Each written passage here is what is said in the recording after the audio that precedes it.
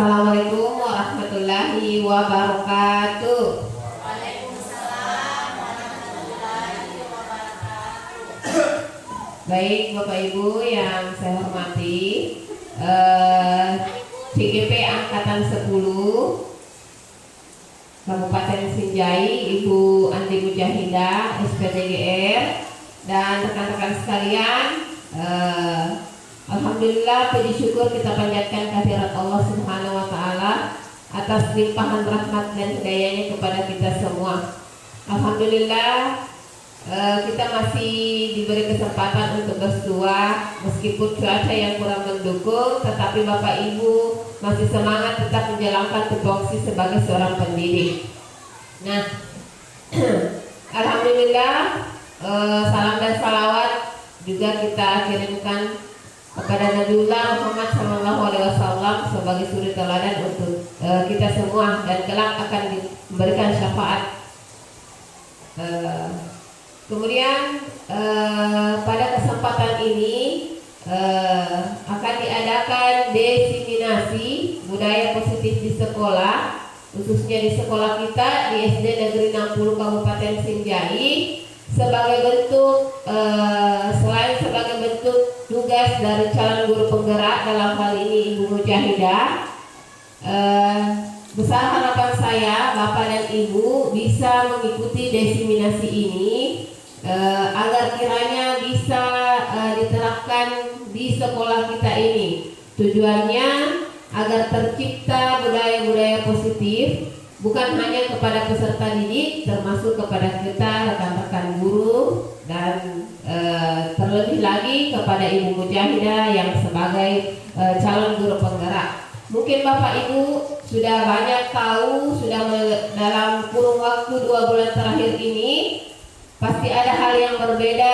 dari sebelumnya. Ibu Mujahidah sebelum berlabel calon guru penggerak dan sekarang sudah menjadi calon guru penggerak, artinya sudah ada perubahan. Kita bisa saksikan di kelasnya sudah ada kesempatan kelas dan sebagainya. Itu besar harapan saya Bapak dan Ibu juga bisa menerapkan di kelas masing-masing, termasuk hal-hal apa yang sebentar dipaparkan oleh Ibu Mujahidah. Ada beberapa hal terkait posisi kita sebagai seorang guru, mungkin akan lebih jelasnya sebentar di materinya. Namun kemudian dalam materi ini kita bukan hanya mendengarkan atau hanya sekilas mendengarkan pemaparan Ibu Mujahidah, tetapi penerapannya itu yang penting, penerapannya untuk ke depan agar menciptakan sekolah kita yang berkarakter, bukan hanya kepada diri kita sebagai seorang guru, tetapi untuk anak-anak didik kita. Baik, untuk mengefisienkan waktu, saya persilakan Ibu Mujahidah untuk memaparkan materinya, dan Bapak Ibu guru yang lain menyimak dengan seksama. Kemudian sebentar di akhir bagaimana kita bisa merefleksikan hal yang kita dapatkan dari kegiatan yang singkat ini. Waktu dan tempat kepada Ibu Mujahidah saya persilahkan.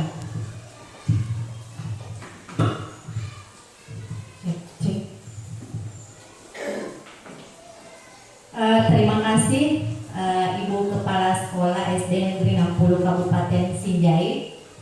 Baik Bapak Ibu, saya awali dengan ucapan Assalamualaikum warahmatullahi wabarakatuh.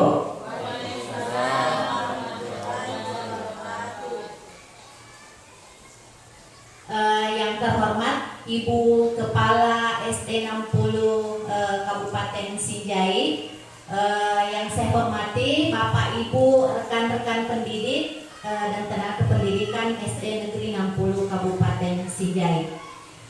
Pertama-tama marilah kita mengucapkan puji dan syukur kehadirat Allah Subhanahu wa taala, karena pada pagi hari ini meskipun cuaca agak kurang mendukung, tetapi tidak menyurutkan semangat kita untuk duduk bersama dalam rangka tujuan yang baik, mengikuti diseminasi budaya positif di SD Negeri 60 Kabupaten Sinjai. Terlebih dahulu saya mengucapkan terima kasih yang sebesar-besarnya kepada Ibu Kepala Sekolah yang selama ini mulai sejak awal saya mengikuti pendidikan di guru penggerak. Beliau sudah banyak memberikan support dan bimbingan, tak henti-hentinya memberikan masukan kepada saya dan kepada teman-teman rekan pendidik di SD Negeri 60 Kabupaten Sinjai. Saya juga mengucapkan terima kasih karena sudah meluangkan waktunya dan bersedia mengikuti segala rangkaian kegiatan-kegiatan saya mulai dari awal saya mengikuti pendidikan guru penggerak angkatan 10 Kabupaten Sinjai. Baik Bapak Ibu, hari ini Jumat tanggal 7 Juni 2024 saya akan melakukan diseminasi budaya positif di sekolah.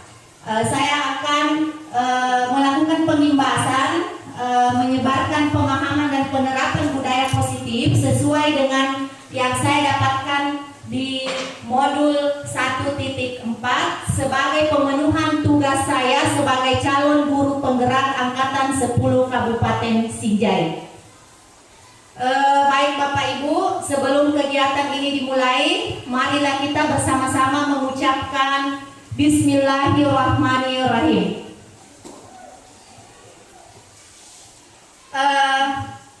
Saya mulai ya Bapak Ibu. Sebelum kita memasuki materi, saya ingin bertanya kepada Bapak Ibu, apa yang terbersit di pikiran Bapak Ibu ketika mendengar kata budaya positif? Ada yang bisa jawab? Apa yang muncul di benak Bapak Ibu ketika mendengar istilah budaya positif?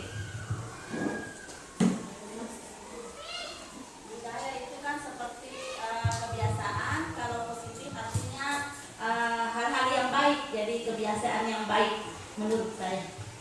Ya, terima kasih. Ya, berarti Ibu sudah ada bayangan tentang budaya positif. Ya, betul sekali.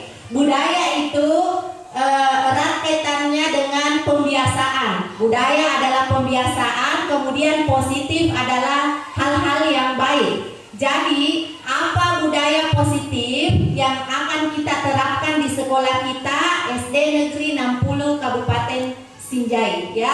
Apa budaya positif ini sama tadi yang diungkapkan oleh Ibu Kepala Sekolah di atas di sebelumnya, bahwa budaya positif itu harus kita terapkan dalam diri kita. Bagaimana kita membiasakan hal-hal baik.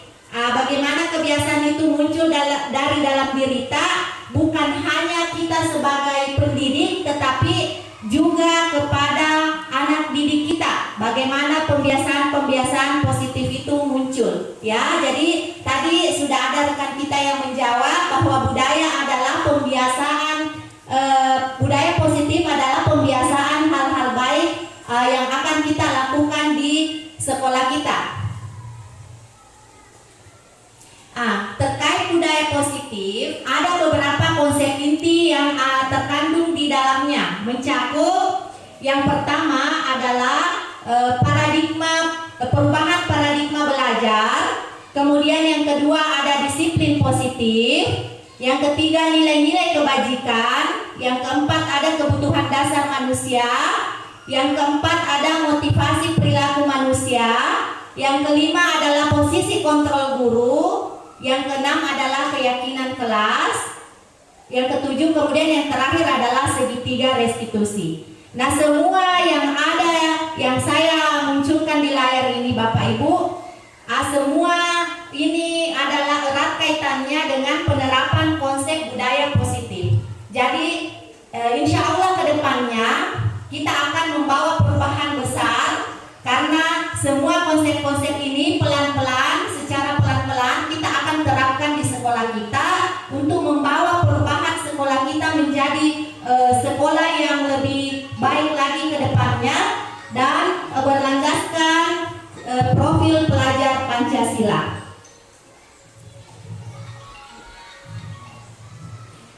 Terkait dengan pembelajaran paradigma baru, apa yang dikatakan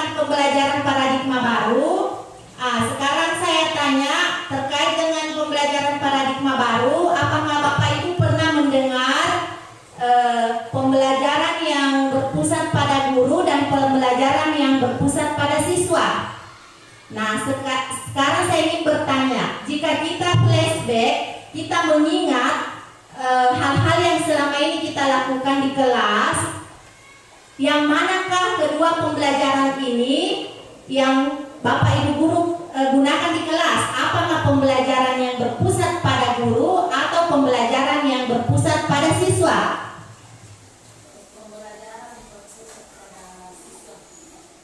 Ya, apakah betul? Sudah betul. Selama ini kita sudah menggunakan pembelajaran yang berpusat pada guru. Saya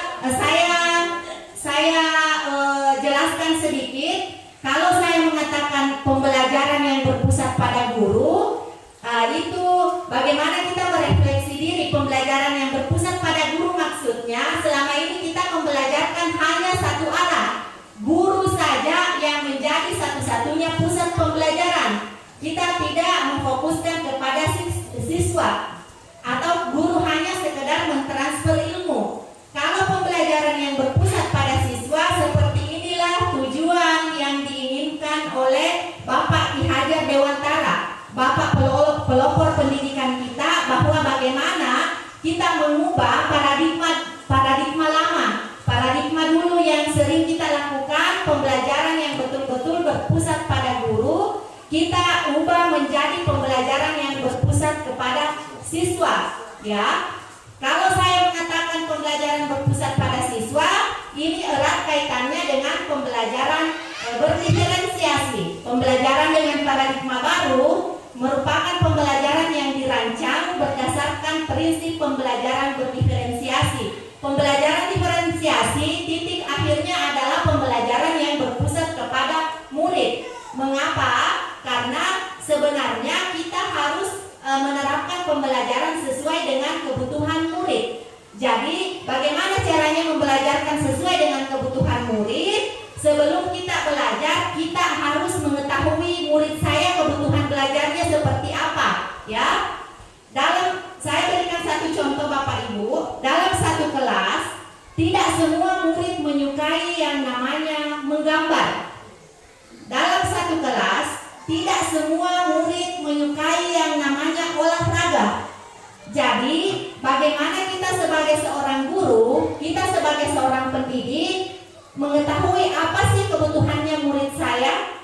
Jadi, Bapak Ibu, mari kita merubah, mari kita melangkah ke paradigma baru, merubah pembelajaran yang dulu berpusat hanya kepada guru. Kita upayakan bagaimana menciptakan pembelajaran yang berpusat pada murid dengan pembelajaran yang berdiferensiasi, ya. Pembelajaran berdiferensiasi ini merupakan landasan untuk mencapai profil pelajar Pancasila. Bapak Ibu ada yang pernah dengar profil pelajar Pancasila? Ini profil pelajar Pancasila. Inilah yang kita akan gaung-gaungkan untuk capai di kurikulum Merdeka. Ada 6 dimensi dari profil pelajar Pancasila. Ada yang tahu apa dimensi dari profil pelajar Pancasila? Atau ini merupakan hal baru bagi Bapak Ibu? Ya, jadi profil pelajar Pancasila yaitu beriman dan bertakwa kepada Tuhan Yang Maha Esa dan berakhlak mulia. Jadi bagaimana kita mampu menciptakan murid yang memiliki iman dan takwa dan memiliki akhlak yang mulia. Kemudian berkebinekaan global. Berkebinekaan global erat kaitannya dengan budaya yang ada di Indonesia. Kemudian mandiri, bagaimana menciptakan murid yang mandiri.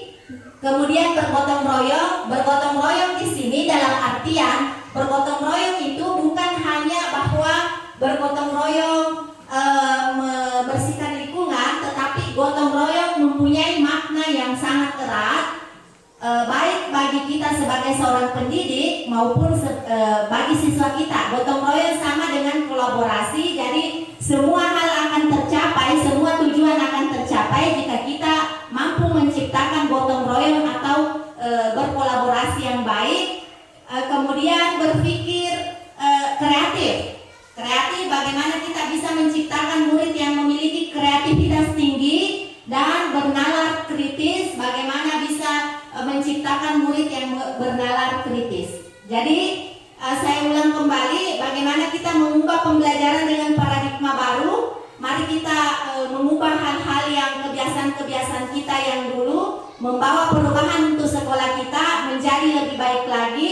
Pembelajaran yang dulu berpusat pada guru, mari kita rubah menjadi pembelajaran yang berpusat pada murid. Berbicara tentang pembelajaran yang berpusat pada guru, maka kita akan kembali membahas tentang miskonsepsi tentang teori kontrol. Nah, di materi kita sebentar Bapak Ibu banyak-banyak akan membahas tentang teori kontrol. Teori kontrol itu adalah apa kesalahan yang selama ini juga sering kita lakukan. Yang pertama adalah ilusi guru mengontrol murid. Sering muncul di pikiran kita bahwa kita sebagai seorang guru bisa mengontrol murid kita. Padahal itu adalah miskonsepsi atau kesalahpahaman. Sebagai seorang guru, kita tidak akan mungkin bisa langsung mengontrol murid kita. Jadi murid akan bisa terkontrol dengan sendirinya jika ada motivasi intrinsik dari dalam diri murid itu sendiri. Jadi ibaratnya seperti ini, jika kita menginginkan murid kita berubah, misalkan ada murid kita yang sering mengganggu temannya, maka tidak akan mungkin kita sebagai guru akan langsung bisa mengontrol murid tersebut untuk berubah jika bukan dari motivasi intrinsik yang ada dalam diri murid itu. Kemudian ilusi bahwa semua penguatan positif, efektif dan bermanfaat. Itu belum tentu ya Bapak Ibu. Walaupun kita memberikan penguatan kepada murid kita bahwa harus begini, harus begitu, harus begini, kalau tidak ada yang mendorong dari dalam dirinya, maka tidak akan pernah ada perubahan yang baik. Ibaratnya sama halnya jika kembalikan ke diri kita. Walaupun saya ibaratkan seperti sholat 5 waktu.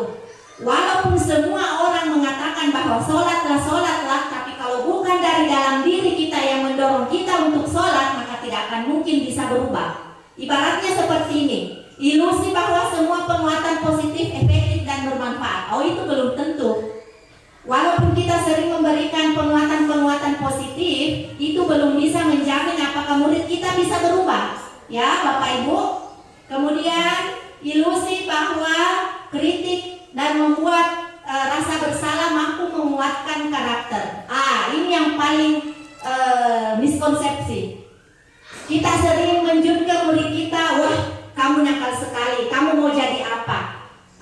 Kamu membuat kritikan, wah kamu tidak bisa jadi anak yang hebat kalau kamu tidak bisa merubah sifat kamu. Ini adalah miskonsepsi, hal yang tidak boleh kita lakukan. Kemudian ilusi bahwa orang dewasa berhak memaksa. Kita tahu ya Bapak Ibu, kita sebagai guru adalah orang dewasa, sementara murid kita adalah anak-anak. Jika kita berpikiran bahwa kita sebagai orang dewasa bisa memaksa murid, itu tidak bisa. Ya, jadi tidak akan mungkin kita sebagai orang dewasa akan memaksa murid tersebut. Ibaratnya kalau kita memaksa dia untuk berpakaian rapi. Kalau kita menyampaikan ke murid, memaksa bahwa kalau kamu besok tidak berpakaian rapi, maka besok kamu tidak bisa masuk kelas. Dia akan berpakaian rapi karena adanya paksaan dari gurunya, bukan karena motivasi intrinsik dalam dirinya untuk berubah. Ya, seperti itu miskonsepsi yang selama ini sering terjadi. Bapak Ibu, terkait dengan budaya positif, maka muncullah disiplin positif. Disiplin positif itu berasal dari kata disiplina yang artinya belajar. Jadi kalau kita mau disiplin, maka kita harus belajar, ya. Disiplin mengacu pada disiplin diri yang memiliki tanggung jawab terhadap apa yang dilakukannya berdasarkan nilai-nilai yang diyakini. Inilah disiplin itu erat kaitannya dengan yang namanya tanggung jawab. Bagaimana kalau kita mau disiplin, berarti kita harus bertanggung jawab pada diri kita untuk berubah, ya. Kemudian disiplin positif merupakan salah satu penerapan 8 disiplin yang bertujuan untuk menumbuhkan kesadaran serta memberdayakan peserta didik tanpa imbalan atau penghargaan. Ada yang sering-sering mungkin yang sering juga terjadi, ada yang memberikan semacam reward atau penghargaan kepada muridnya untuk bisa mengubah murid tersebut. Satu contoh, ada anak murid yang malas datang ke sekolah, kemudian gurunya menyiapkan kado kepada murid tersebut agar dia bisa berubah. Ini juga miskonsepsi ya Bapak Ibu. Kita sebagai guru tidak apa-apa memberikan kado kepada murid, tetapi tidak boleh mengikuti embel-embel bahwa saya berikan ini hadiah nak supaya rajin ke sekolah. Inilah yang harus kita perbaiki. Jadi bagaimana mendisiplinkan murid atau mendisiplinkan diri kita sendiri untuk bertujuan menumbuhkan kesadaran. Jadi kembali lagi bahwa semua harus dilandasi kesadaran. Kesadaran memberdayakan peserta didik tanpa imbalan penghargaan, ancaman, apalagi hukuman. Ya, jadi sebentar kita bahas lebih jauh tentang hukuman. Sebagai pendidik, tujuan kita adalah menciptakan peserta didik yang memiliki disiplin diri, sehingga mereka berperilaku mengacu kepada nilai-nilai kebajikan universal dan memiliki motivasi intrinsik dalam perubahan perilaku ke arah yang lebih baik. Ini tadi kaitannya dengan motivasi intrinsik, bahwa walaupun semua orang mengatakan bahwa berubahlah untuk menjadi lebih baik, tapi jika tidak ada motivasi dalam diri murid tersebut, maka tidak akan mungkin terjadi perubahan. Bisa saja murid kita berubah dalam sekejap, tapi kembali dia akan mengulang dan melakukan hal yang sama. Kenapa? Karena dia berubah bukan karena dorongan dari dalam dirinya, tetapi paksaan dari gurunya. Ya, seperti itu. Ada beberapa nilai-nilai kebajikan yang telah disepakati bersama, lepas dari suku bangsa, agama, bahasa maupun latar belakangnya. Contoh nilai kebajikan institusi, ya ini tadi. Ya, tadi di awal ketika kita membahas materi paradigma baru, maka muncullah harus berlandaskan profil pelajar Pancasila. Jadi tujuan yang baik, sekolah yang baik, kita ingin menciptakan sekolah yang mempunyai mutu di bidang pendidikan, mempunyai murid yang berakhlak dan berkarakter, maka landasannya adalah dimensi profil pelajar Pancasila. Tadi sudah saya bahas bagaimana murid kita menciptakan murid yang beriman dan bertakwa pada Tuhan dan berakhlak mulia. Jadi yang pertama dimensi dari profil pelajar Pancasila, bagaimana kita mampu menciptakan murid yang memiliki akhlak yang baik, budi pekerti yang santun, ya. Kemudian berkebinekaan global, gotong royong, mandiri, kreatif dan bernalar kritis. Baik Bapak Ibu, masih semangat? Masih. Semangat ya? Ya. Ada yang pernah dengar tentang kebutuhan dasar? Ya, kebutuhan dasar manusia sering dengar ya Bapak Ibu. Kebutuhan dasar manusia adalah segala sesuatu yang kita lakukan untuk mendapatkan apa yang kita inginkan. Seluruh tindakan yang kita lakukan memiliki tujuan tertentu, dan semua usaha terbaik yang kita lakukan adalah dalam rangka agar kebutuhan dasar kita terpenuhi dengan baik.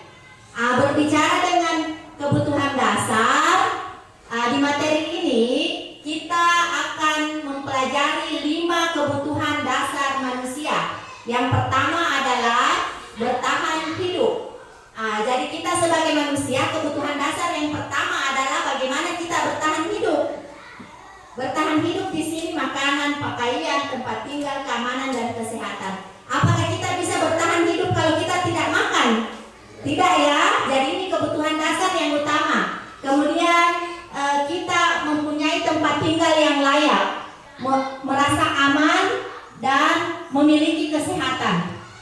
Yang kedua, rasa diterima, dipedulikan, berbagi kerjasama menjadi bagian dari kelompok. Ini rasa diterima dan dipedulikan jika kita kembalikan ke proses belajar kita di kelas. Terkadang ada anak yang memiliki tingkah yang luar biasa. Kita tidak boleh langsung menjudge anak tersebut bahwa kamu nakal, kamu seperti ini. Kita harus telusuri dulu kira-kira ada kebutuhan dasarnya yang tidak terpenuhi. Satu contoh, anak yang broken home. Dia di kelas, saya pernah mengalami murid seperti ini Bapak Ibu ya. Dulu di kelas 6, ada murid saya yang datang ke sekolah bajunya acak-acakan, rambutnya acak-acakan, kemudian sering mengganggu temannya, sering melempar-lempar temannya. Sebagai guru, hal yang selama ini kita lakukan langsung saja menjudge, kamu kenapa sih, kamu nakal? Padahal kita tidak menelusuri, kita tidak mencari tahu akar permasalahan dari anak tersebut. Mengapa dia melakukan hal tersebut? Jika kita telusuri, ternyata kebutuhan dasarnya adalah salah satu kebutuhan dasarnya tidak terpenuhi. Dia tidak dipedulikan karena mempunyai orang tua yang broken home alias bercerai. Jadi dia tidak mendapatkan perhatian dari orang tuanya, makanya dia mau diperhatikan, dia mau dipedulikan sama temannya, mau dipedulikan sama gurunya. Tapi kalau gurunya juga cuek, selalu menjudge bahwa aku metoh haro. Padahal kita sebagai guru harus mencari tahu dulu apakah ada kebutuhan dasarnya seorang murid ini berlaku seperti ini. Ternyata dia tidak, dia membutuhkan butuh dipedulikan. Kemudian kebutuhan dasar yang ketiga, penguasaan, harga diri, keinginan untuk dianggap, memimpin, berprestasi, diakui. Kemudian kebutuhan dasar kebebasan, mandiri, memiliki pilihan, mencoba hal-hal baru. Kalau kita berbicara dengan mencoba hal-hal baru, ada anak yang usianya masih sekolah dasar kelas 1. Kenapa dia aktif sekali? Ini memang sudah menjadi kebutuhan dasarnya. Dia selalu mau mencoba hal-hal baru. Mungkin lihat ki bawa pulpen, pergi ki di mejatan pencet-pencet juga pulpen tak. Lihat ki bawa laptop, pergi juga colok-colok. Ini tidak boleh ya. Kita sebagai guru menegurnya. Kenapa kamu berlaku seperti itu? Ini merupakan kebutuhan dasar untuk mencari hal-hal baru. Ini sudah menjadi kodrat atau fitrahnya anak. Ya, kemudian kebutuhan dasar yang terakhir adalah kesenangan, bermain, humor, antusiasme, dan tertawa. Jadi memang anak-anak butuh yang namanya bermain. Apalagi jika kita kaitkan lagi dengan proses pembelajaran, bagaimana kita menciptakan pembelajaran yang belajar sambil bermain. Salah satunya jika dikaitkan, kita menyelipkan ice breaking di sela-sela pembelajaran sehingga anak-anak mudah bermain. Sama halnya kalau di kelas 1, 2, 3 itu rentan dengan yang namanya permainan. Mereka akan antusias sekali jika disuguhkan yang namanya permainan, karena bermain itu merupakan kebutuhan dasar dari sang anak. Ada beberapa motivasi perilaku dari manusia. Yang pertama, untuk menghindari ketidaknyamanan hukuman. Ini juga merupakan motivasi intrinsik. Jika dikaitkan dengan ketidaknyamanan untuk mendapatkan imbalan atau penghargaan dari orang lain, ini tadi sudah saya bahas bahwa jangan sekali-kali kita ingin merubah diri murid kita jika hanya dengan imbalan. Kita iming-imingi hadiah, kita iming-imingi kado, bahwa kalau kamu mau berubah maka saya akan berikan misalnya kado, saya kasih gula-gula. Sebenarnya tidak masalah, tapi tidak boleh disertai dengan ucapan, tidak boleh disertai dengan iming-iming bahwa kamu harus berubah. Jadi ada yang tertanam dalam diri anak, besok saya mau ke sekolah deh karena anak kasih ke ibu guru gula-gula. Ini sebenarnya mereka berubah karena adanya penghargaan. Kemudian untuk menjadi orang yang merdeka, yang mereka inginkan, menghargai diri sendiri dengan nilai-nilai yang mereka percaya. Baik Bapak Ibu, Bapak Ibu pernah mendengar istilah hukuman, konsekuensi, dan restitusi. Dari ketiga kata ini pernah mendengar sebelumnya? Ya, kalau hukuman ya ini mungkin erat kaitannya dengan kehidupan kita sehari-hari ya Bapak Ibu. Bagaimana kita melakukan semua itu di kelas. Kemudian konsekuensi dan restitusi. Nah, berbicara tentang hukuman, hukuman itu sifatnya tidak terencana, tiba-tiba. Kenapa tidak terencana? Terkadang ada murid kita yang terlambat datang ke sekolah, pembelajaran sudah dimulai, ada murid yang terlambat. Sebenarnya dari awal kita tidak berencana menghukum, tetapi karena tiba-tiba perbuatannya melanggar, maka kita menerapkan hukuman. Jadi memang hukuman itu tidak terencana. Kalau terencana itu bahaya. Kalau dari rumah kita berencanakan bahwa ketika sampai di sekolah saya mau menghukum, itu yang bahaya. Ya Bapak Ibu ya. Tapi namanya hukuman tidak terencana.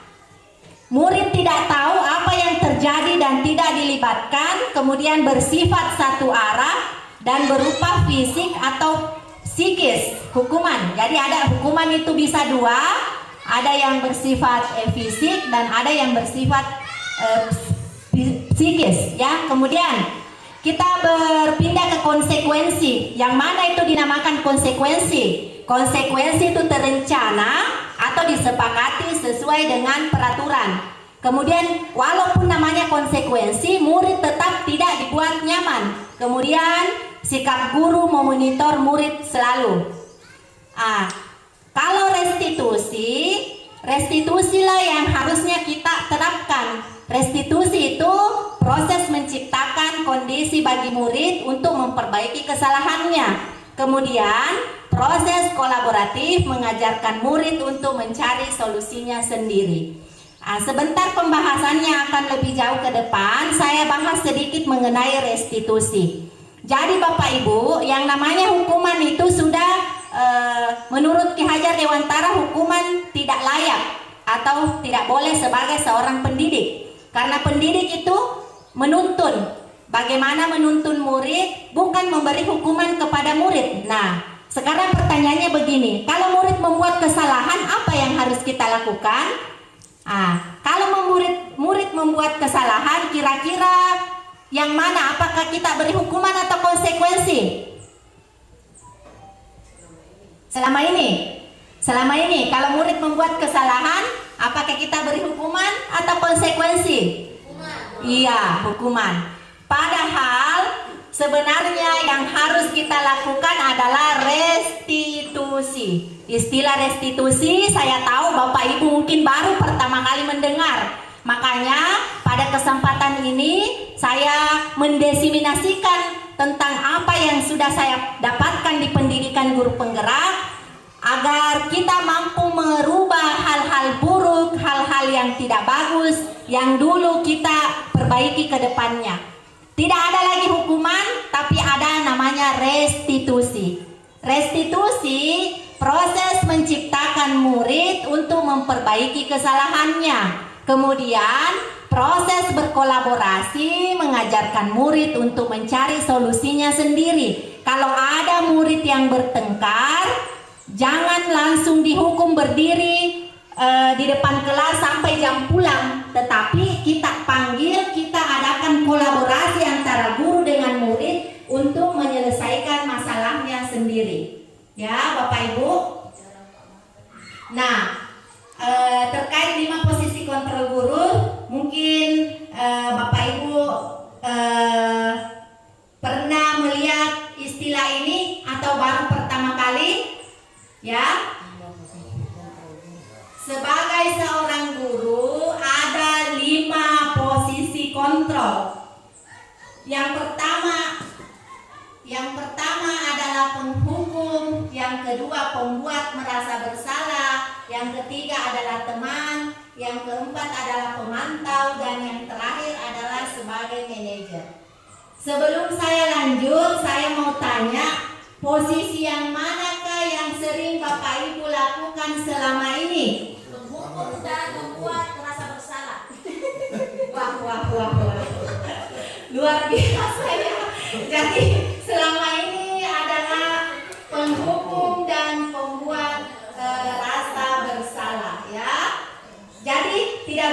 pungkiri. Dari dulunya kita selalu ada pada posisi yang pertama, penghukum dan pembuat rasa bersalah. Jadi di kesempatan ini Bapak Ibu, mari kita merubah semua hal-hal negatif menjadi hal-hal yang positif, ya. Nah, jika kita membahas masalah 5 posisi kontrol guru, seperti inilah.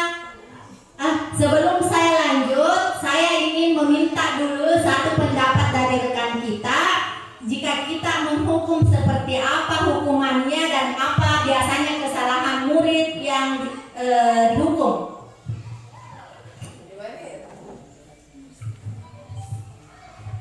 Assalamualaikum warahmatullahi wabarakatuh. Waalaikumsalam warahmatullahi wabarakatuh. Saya sebagai rekan pendidik, sebagai pendidik, biasanya itu apabila anak melakukan suatu hal-hal yang tidak diinginkan oleh guru, biasanya dihukum. Kemudian ada juga hukuman sifatnya mendidik. Ini. Jadi yang pertama misalnya anak itu berkelahi. Begitu berkelahi biasanya kita suruh berdiri, ancam, suruh bagaimana di depan kelas. Akhirnya anak itu biasanya pulang di rumahnya beritahu orang tuanya, marah-marah lagi orang tuanya. Kemudian seharusnya yang kita lakukan adalah menghukum anak itu supaya bisa seperti panggil anak-anak bagaimana caranya supaya itu bisa dikasih pelajaran, bagaimana dikasih membaca dan lain sebagainya, supaya anak itu tidak merasa kesalahannya dikasih begitu. Itu barangkali Bu. Terima kasih. Ya, kita beri tepuk tangan dulu untuk rekan kita. Ya, terima kasih Bapak sudah berpendapat bahwa Bapak merefleksi dirinya. Selama ini yang kita lakukan adalah penghukum. Sebenarnya Bapak Ibu, jika kita bicara perubahan, yang namanya perubahan tidak mesti bahwa dari 0 langsung 100, ya. Semua kita lakukan secara pelan-pelan. Karena kalau selama ini sering ada kebiasaan kita menghukum, maka kita langsung buang kebiasaan itu mungkin tidak bisa. Karena itu sudah melekat dari dalam diri kita bahwa setiap anak salah harus saya hukum. Setiap anak salah harus saya hukum. Nah, beda lagi kalau kita mengatakan, wah dulu juga begitu Ji. Dulu orang semua sukses karena dihukum. Perbedaan peradaban dulu dengan sekarang harus kita ubah. Mindset atau pemikiran kita jangan selalu berpatokan. Tidak selamanya pandangan dulu itu membawa perubahan baik. Mengapa teori-teori ini diterapkan? Tidak mungkin teori ini diterapkan jika tidak ada keberhasilan di dalamnya. Sang pembuat pakar mungkin tidak akan mungkin membuat sebuah keputusan bahwa dalam seorang guru tidak boleh menghukum kalau tidak ada sisi baiknya. Mengapa? Sekarang kalau kita berikan hukuman ke anak, maka itu akan membekas di imajinasinya. Sebagai contoh, saya di tugas guru penggerak pernah ada tugas mengatakan tuliskan pengalaman yang sangat berkesan yang pernah kamu alami waktu masa sekolah.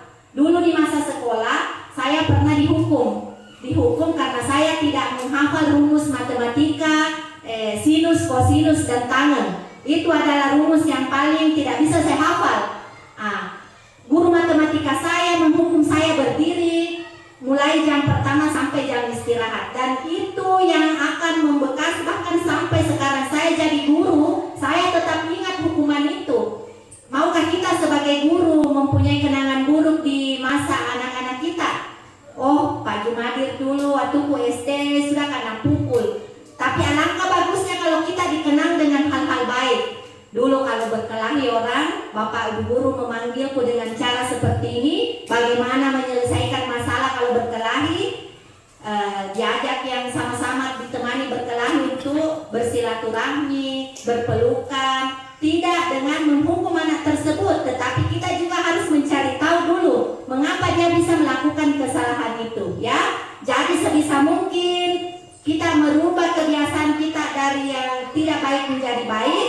Saya tidak meminta Bapak Ibu untuk merubah 100% dari 0 langsung 100, tetapi perlahan-lahan sama-sama kita menaiki tangga untuk merubah paradigma kita menjadi lebih baik.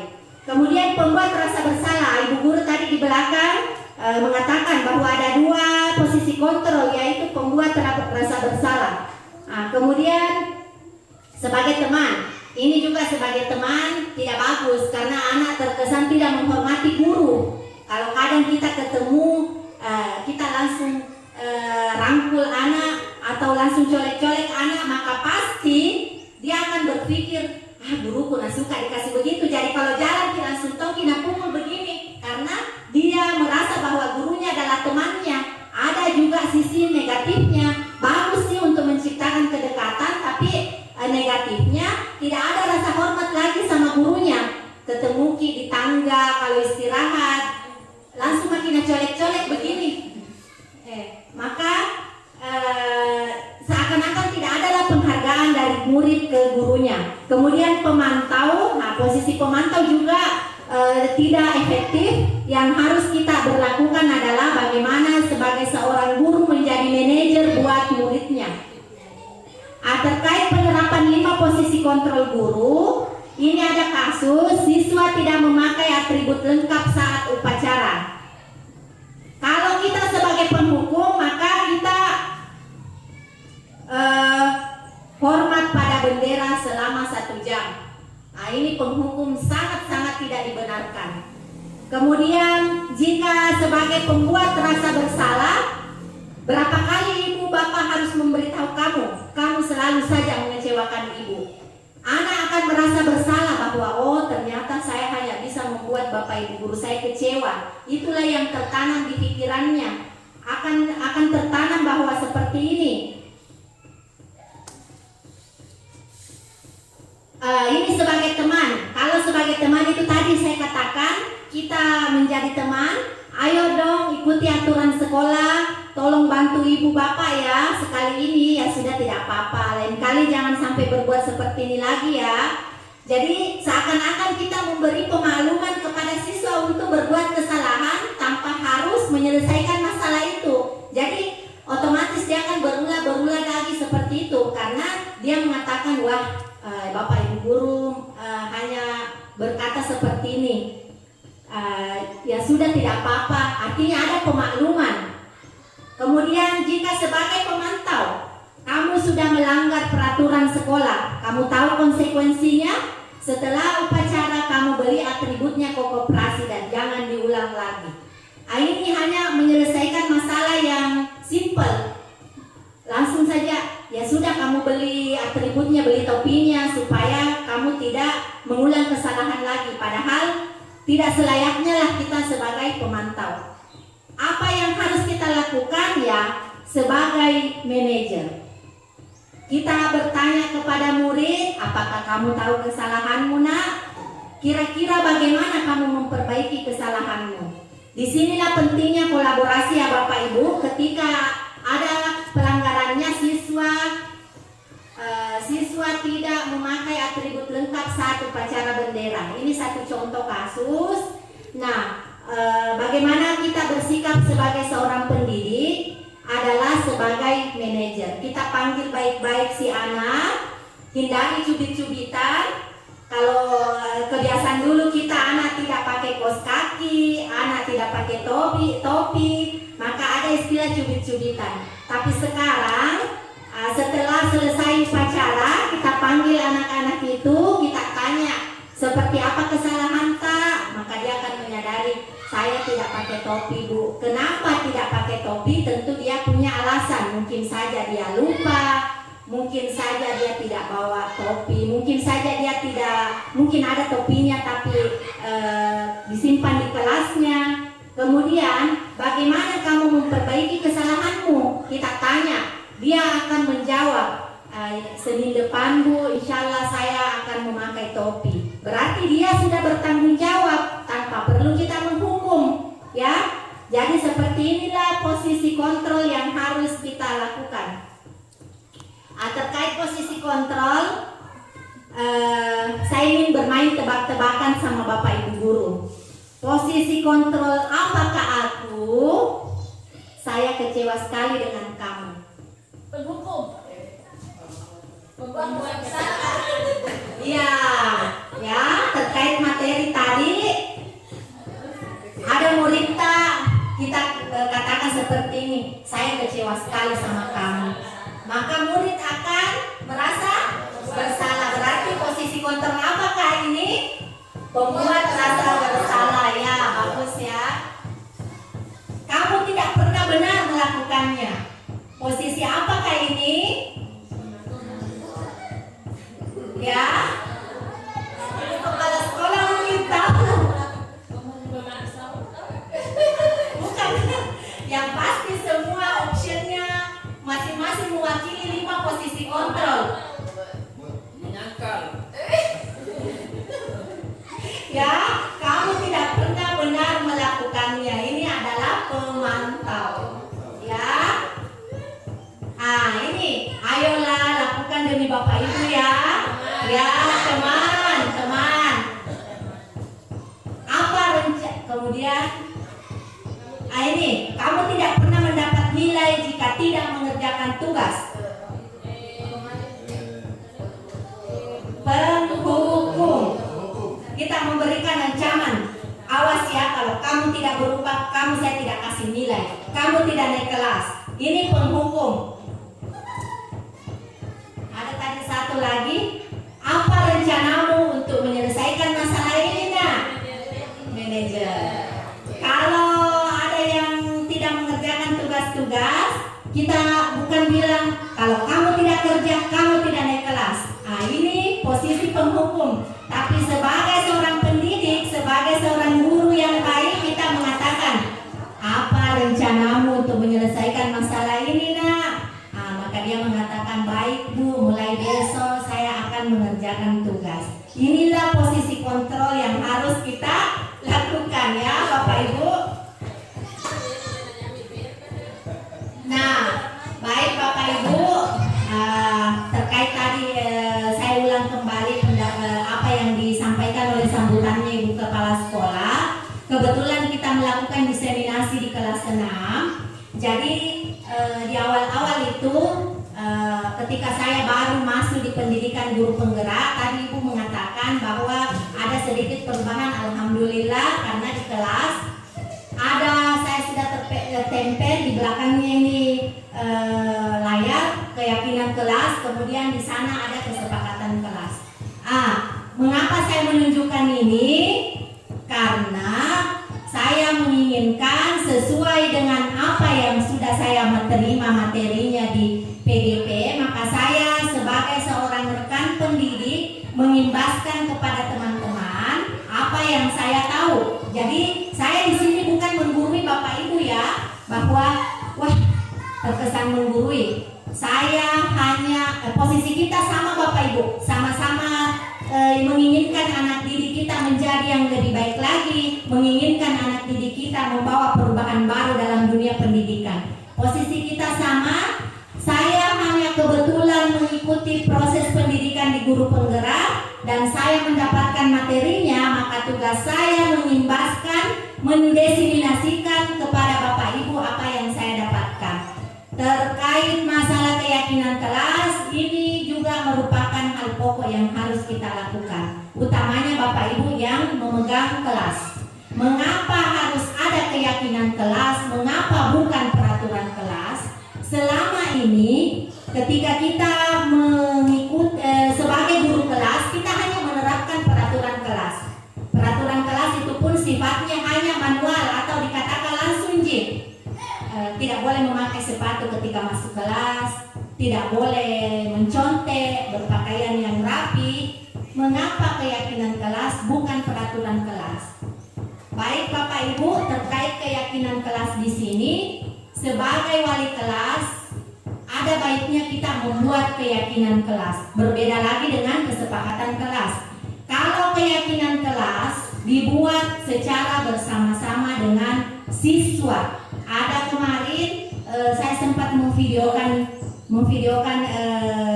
diri saya bagaimana membuat keyakinan kelas bersama murid-murid saya di kelas 6. Jadi keyakinan kelas itu dibuat bersama Bapak Ibu. Nah, jadi jika belum ada di Kelasta, mari kita belajar sedikit demi sedikit, kita membuat keyakinan kelas. Keyakinan kelas seperti apa itu? Pembentukan keyakinan kelas seperti ini, Bu, Bapak Ibu ya. Ini namanya keyakinan kelas. Kita hanya membutuhkan manila karton, kemudian sticky note. Siswa sendiri yang menuliskan keyakinan kelas apa yang akan dia penuhi, yang akan dia yakini dengan penuh tanggung jawab, bersifat abstrak, kemudian pernyataan universal, jadi tidak perlu muluk-muluk. Sama halnya kalau kita menyusun visi sekolah, tidak perlu terlalu tinggi. Misalkan satu contoh pernyataan universal, nilai-nilai kebajikan, disiplin. Ini yang pertama harus kita yakini di dalam kelas kita. Buat anak kita disiplin. Dia sendiri yang menuliskan, bukan guru yang mencontohkan, tapi dia yang menuliskan, kemudian kita sepakati bersama. Yang kedua misalnya jujur. Kalau ada yang melanggar keyakinan kelas, maka disitulah kita melakukan pembinaan. Maka dia akan merasa bertanggung jawab. Kalau sudah dituliskan bahwa harus jujur, sementara dia tidak jujur, maka dia telah melanggar. Tetapi saya yakin tidak akan ada yang melanggar kalau dia sudah membuat keyakinan kelas, dia sendiri yang buat. Kemudian sedikit saja agar mudah diingat, ini tadi yang saya katakan. Apalagi selain disiplin, jujur, tanggung jawab, kemudian apa yang biasa kita lakukan, menghormati teman. Dan kemarin satu contoh saya membuat keyakinan kelas. Salah satunya ada murid saya menuliskan anti bullying. Ini juga penting karena di kelas itu sering bagolo-olo, ilotong, itandre, isipo. Kalau kita buat keyakinan kelas anti bullying, maka dia sendiri yang akan merasa bertanggung jawab untuk tidak melakukan itu. Ketika dia mengejek temannya dilotong, maka dia akan berpikir, oh saya sudah buat keyakinan kelas, saya tidak boleh melakukan itu. Jadi Bagaimanalah kita sebagai seorang guru, apalagi wali kelas, kita membuat keyakinan kelas agar bisa diyakini dan dilaksanakan dengan penuh tanggung jawab, ya Bapak Ibu ya. Semua warga sekolah atau warga kelas dilibatkan saat membuat keyakinan kelas. Jadi bukan juga guru yang buat ya Bapak Ibu, bahwa guru yang harus buat di rumah kemudian dibawa dan ditempel ke sekolah, ini bukan. Keyakinan kelas kita buat bersama siswa kita. Satu kelas kita kasih duduk, kasih kertas, keyakinan kelas apa yang kita maui, maka dia sendiri yang akan bertanggung jawab karena dia sendiri yang membuat. Ini yang terakhir adalah segitiga restitusi. Segitiga restitusi itu apa Bapak Ibu? Segitiga restitusi suatu proses dialog yang dijalankan oleh guru agar dapat menghasilkan murid yang mandiri dan bertanggung jawab. Ini kaitannya tadi, jika ada siswa yang melanggar, maka disinilah kolaborasi antara guru dan siswa dibutuhkan. Ada 3 yang namanya segitiga restitusi. Ada 3 tahapan. Yang pertama, menstabilkan identitas, kemudian validasi tindakan yang salah, dan menanyakan keyakinan. Kalau mungkin sekedar materi teori saja, mungkin Bapak Ibu bingung. Sebentar ada video yang saya tampilkan bagaimana sebagai seorang guru menerapkan segitiga restitusi di kelas saya, kelas 6. Ada siswa saya yang membuat kasus, maka saya membuat segitiga restitusi. Ada sebentar video yang saya perlihatkan ya Bapak Ibu. Apa yang dikatakan menstabilkan identitas? Yaitu sebagai seorang guru mengatakan berbuat salah itu wajar, tidak ada manusia yang sempurna. Ibu bapak juga pernah melakukan hal itu. Ibu bapak tidak mau mencari siapa yang salah, tapi ibu ingin mencari solusi dari permasalahan ini. Kamu berhak merasa begitu. Ini yang harus kita lakukan pada murid kita, menstabilkan identitas jika ada kejadian atau pelanggaran yang dibuat. Yang kedua, bagaimana memvalidasi tindakan yang salah. Apa perkataannya guru? Kamu pasti punya alasan mengapa melakukan hal itu. Jadi, tidak mesti langsung dikatakan bahwa kamu terlambat. Kita tanya dulu, kamu kenapa terlambat? Ada alasan tak pasti? Ya. Kemudian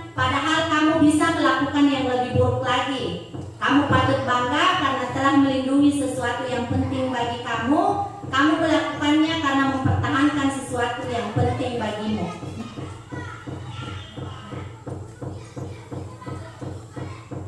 Ya, jadi ini ada contoh penerapan segitiga restitusi Bapak Ibu. Kita lihat dulu video yang saya tampilkan.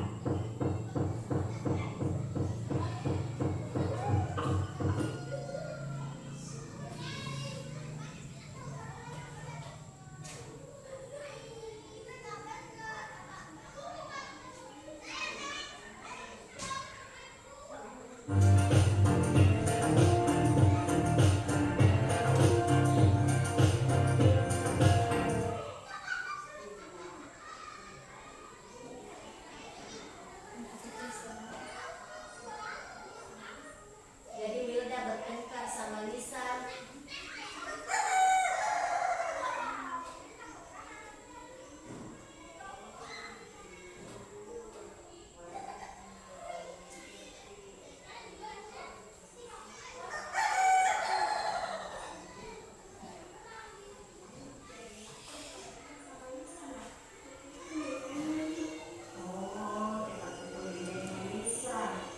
Nah sekarang apa sampai kebetulan aku gerejanya.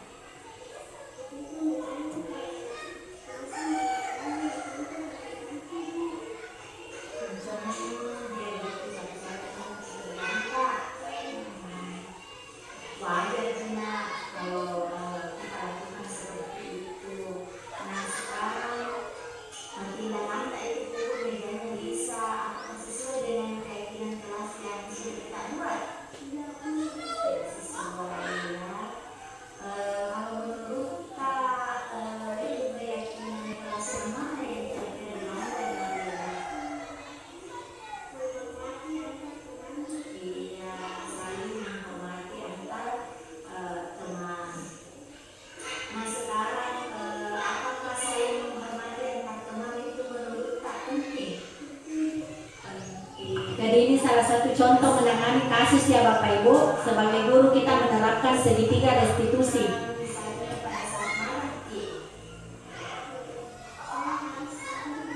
Iya, harus sabar, harus mampu mengendalikan diri. Nah sekarang apakah bersedia memperbaiki masalah tidak? Iya, alhamdulillah bersedia di. Nah misalkan bersedia memperbaiki masalah, apa yang kita lakukan? Lebih sabar lagi. Iya, terus kira-kira apa yang kita lakukan selanjutnya kalau misalnya ada teman-teman yang stres? Oh iya, jadi cepat sekali ya. Jadi lain kali kalau ada teman-teman yang stres, dilakukan sama dia cepat sekali ya. Jadi sampai di sini dulu tanya-tanya dulu kain belajar di rumah tetap semangat kembali dulu kan silakan. Assalamualaikum warahmatullahi wabarakatuh. Nama saya Bunda, saya kelas 6 SD Negeri 4 Jamila. Saya senang sekali diajak oleh guru saya berdiskusi untuk menahan amarah saya karena teman sekelas saya. Saya harus banyak bersabar dan menghormati teman.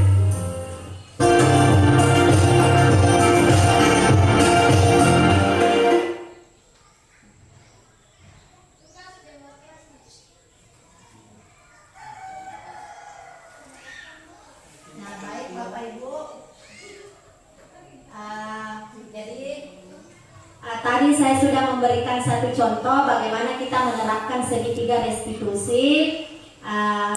Akhirnya rangkaian materi kita hari ini kita sudah ada di penutup. Jadi semua item-item tadi yang kita bahas di awal sudah saya diseminasikan kepada Bapak Ibu.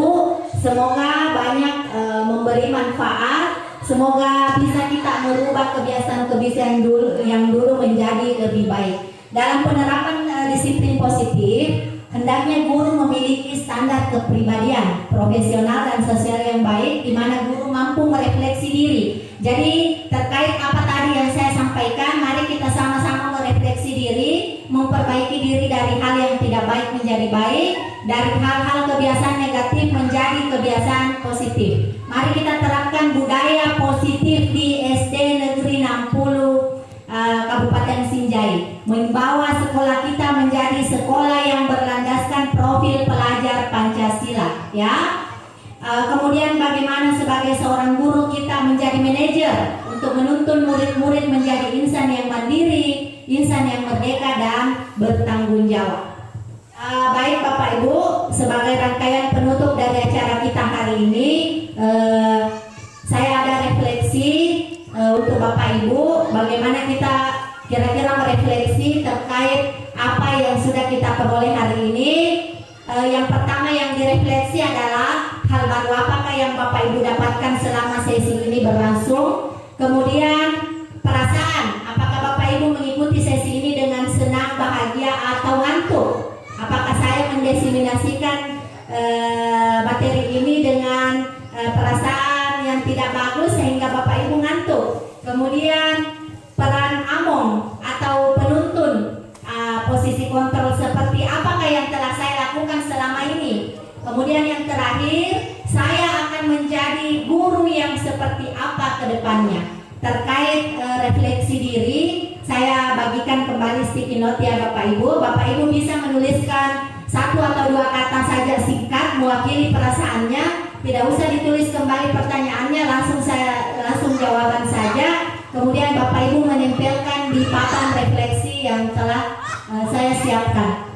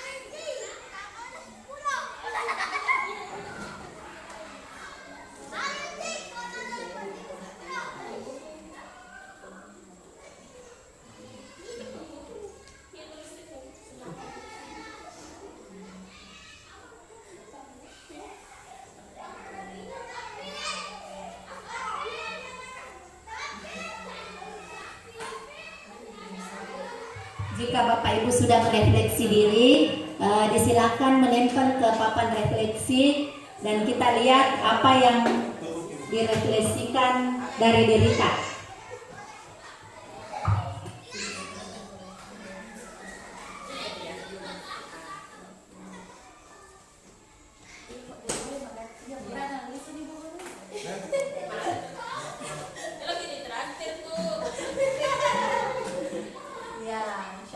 Sudah ada ya.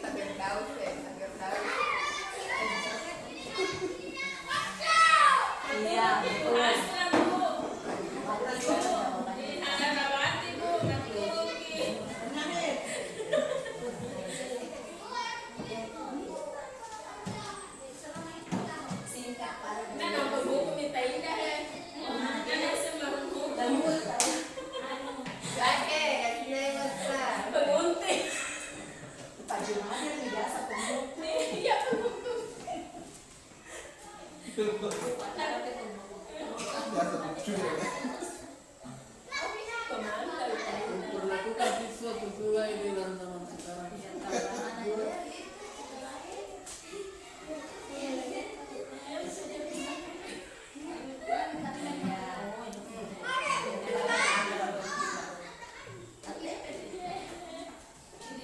Sudah? Sudah.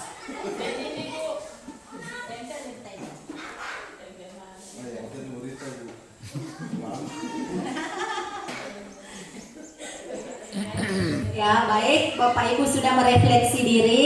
Jadi saya bacakan selalu melakukan budaya positif terhadap siswa. Kemudian mengikuti sesi ini dengan senang. Pertanyaan tadi yang pertama adalah hal baru apa yang didapatkan, mendapatkan hal baru tentang budaya positif. Kemudian perasaan senang. Kemudian posisi manakah selama ini Bapak Ibu guru sudah merefleksi bahwa dia sebagai penghukum. Kemudian kedepannya sebagai apa, maka dia akan menjadi manajer kepada siswa. Ya, luar biasa ya Bapak Ibu.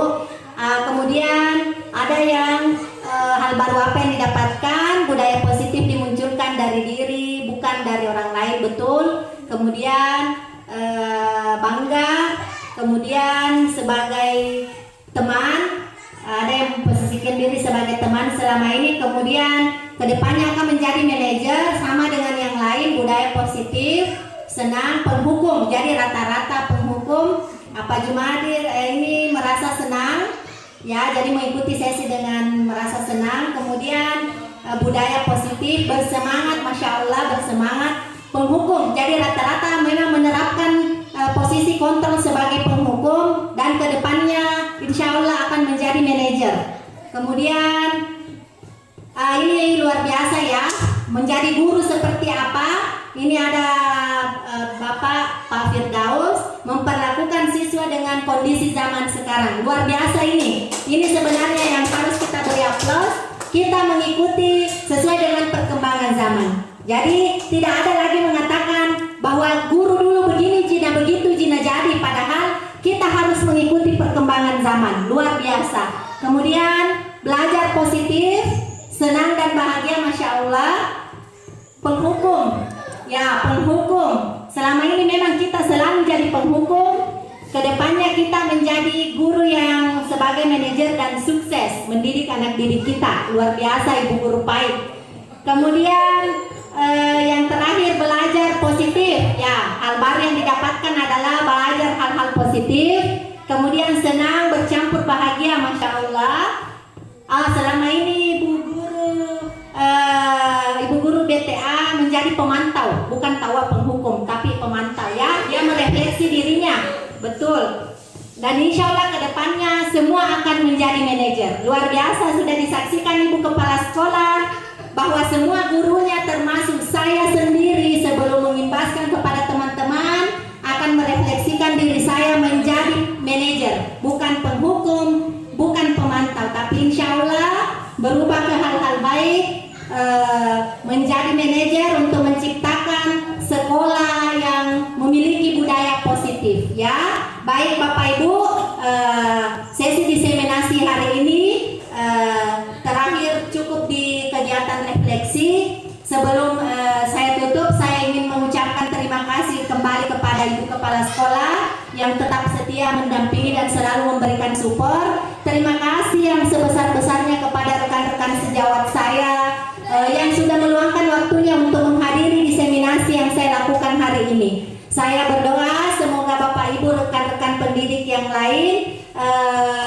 insya Allah diberikan kesehatan agar bisa senantiasa membersamai, berkolaborasi bersama saya sebagai CGP, sebagai calon guru penggerak untuk bersama-sama belajar mewujudkan sekolah yang memiliki siswa yang berprestasi, cerdas, terampil dan berlandaskan profil pelajar Pancasila. Akhir kata saya ingin punya yel-yel. Kalau saya katakan SD 60, maka Bapak Ibu menjawab cerdas dan luar biasa. Saya ulang ya, SD 60 cerdas dan luar biasa.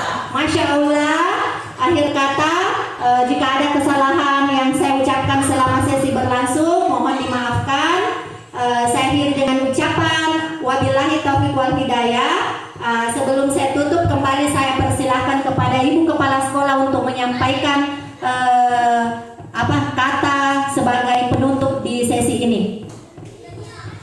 Baik, terima kasih Ibu Mujahidah sudah memaparkan atau mendefinisikan tentang budaya positif di sekolah. Baik Bapak Ibu, besar harapan saya apa yang disampaikan dan apa yang dipaparkan oleh Ibu Mujahidah bukan hanya sekedar dan berakhir di tempat ini, di ruang kelas ini, tetapi sebagai bentuk perwujudan dari diseminasi ini, saya berharap Bapak Ibu melakukan di kelas, bahkan di sekolah kita tercinta ini.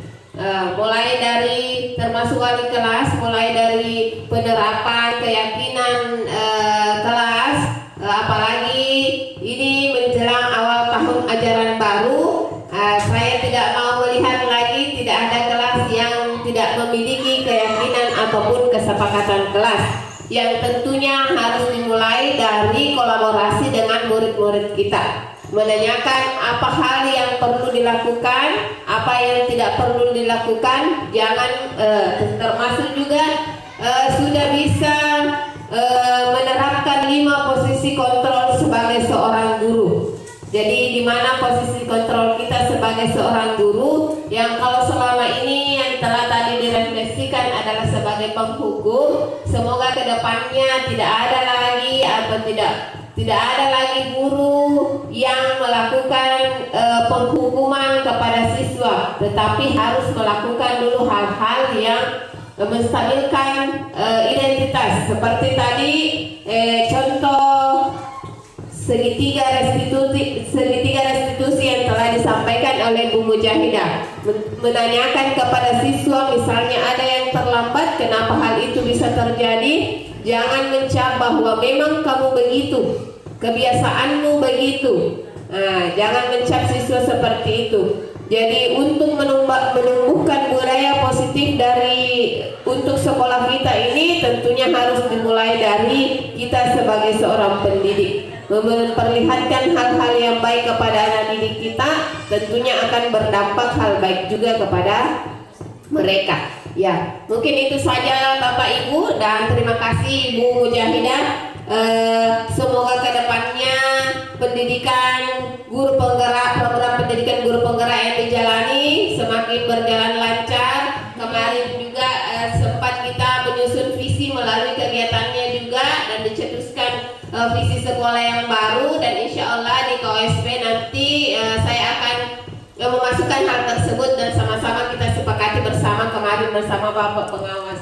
Ini luar biasa sekali, menjadi hal-hal yang langkah kecil kita ini akan menjadi perubahan besar untuk SD 60 ke depannya. Baik Bapak Ibu, saya akhiri kegiatan diseminasi program guru penggerak angkatan 10 yang dibawakan oleh Andi Mujahidah. Lebih dan kurangnya mohon dimaafkan. Tunwal kalam mayasturun. Assalamualaikum warahmatullahi wabarakatuh. Dan saya kembalikan kepada Ibu Mujahidah, mungkin ada sedikit yang mau disampaikan. Ya, terima kasih Bu terkait kegiatan kita hari ini tentang diseminasi budaya positif di sekolah. Saya cukupkan sampai di sini. Saya akhiri dengan ucapan Assalamualaikum warahmatullahi wabarakatuh.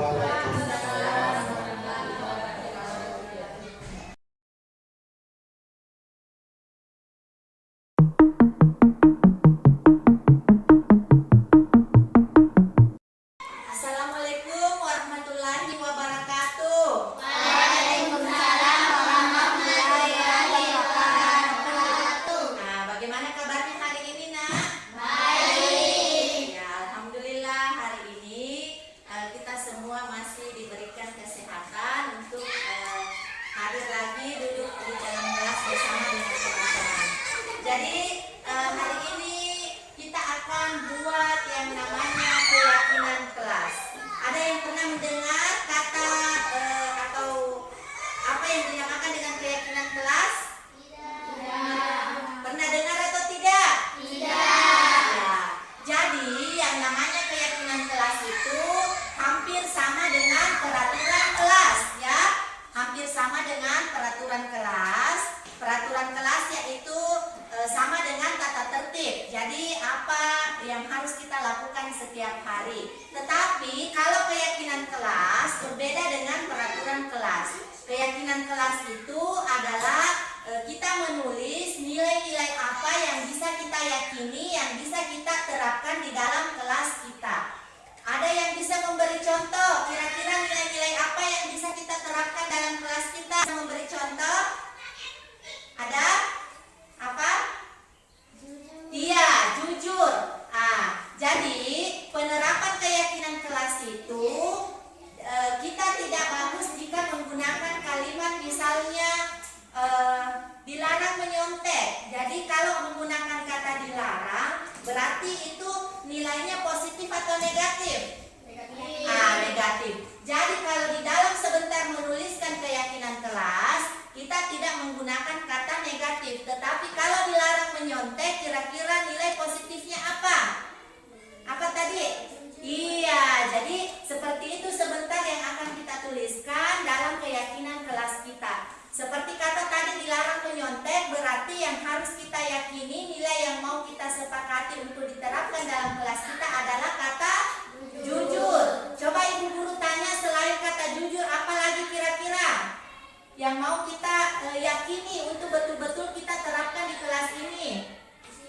Betul sekali, jadi disiplin. Jadi sampai di sini anak-anakku sudah paham tentang apa itu keyakinan kelas? Ada yang mau ditanyakan? Sudah paham? Kalau sudah paham tentang keyakinan kelas, jadi keyakinan kelas tadi saya ulang kembali adalah apa yang nilai-nilai yang ada yang mau kita yakini, yang mau kita terapkan di kelas kita untuk membentuk pribadi yang bertanggung jawab. Dibuatlah namanya keyakinan kelas. Ya, jadi sebentar ibu guru akan bagikan kertas ini atau yang biasa diberi nama sticky note. Semua anak-anakku di kelas 6 menuliskan kira-kira keyakinan kelas apa yang akan kalian yakini, kalian bisa terapkan, kemudian ditempel di tempat yang telah saya sediakan. Setelah sebentar semua anak-anakku menempel apa keyakinan kelas yang diinginkan, saya akan memilih yang mana yang akan kita terapkan di kelas 6. Jadi saya mulai ya. Ini bagian lainnya jadi di bawah.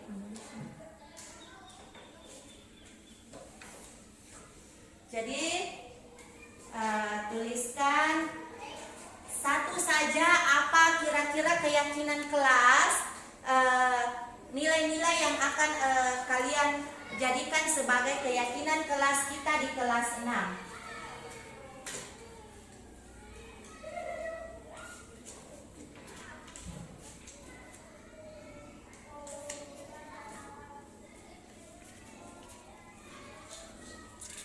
Jadi dipersilahkan menulis masing-masing apa keyakinan kelas yang akan kalian yakini, yang kalian bisa terapkan dengan penuh tanggung jawab.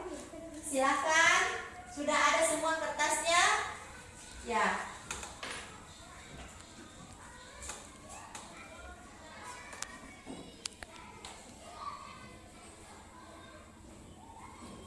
Sudah ada yang selesai?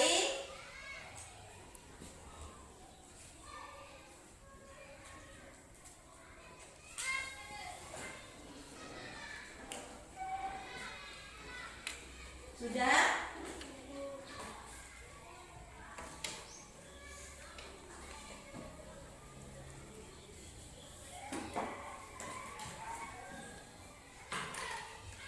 Sudah? Jadi kalau sudah selesai,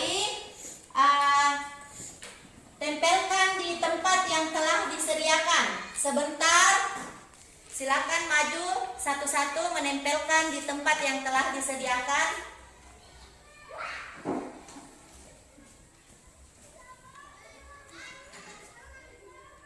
Ya. Selanjutnya,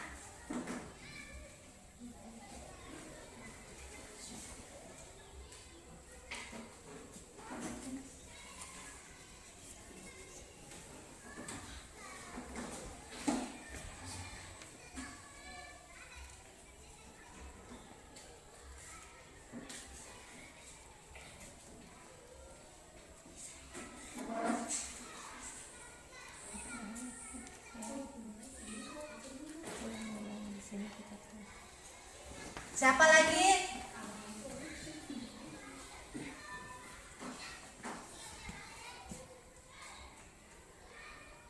Iya, yang lain?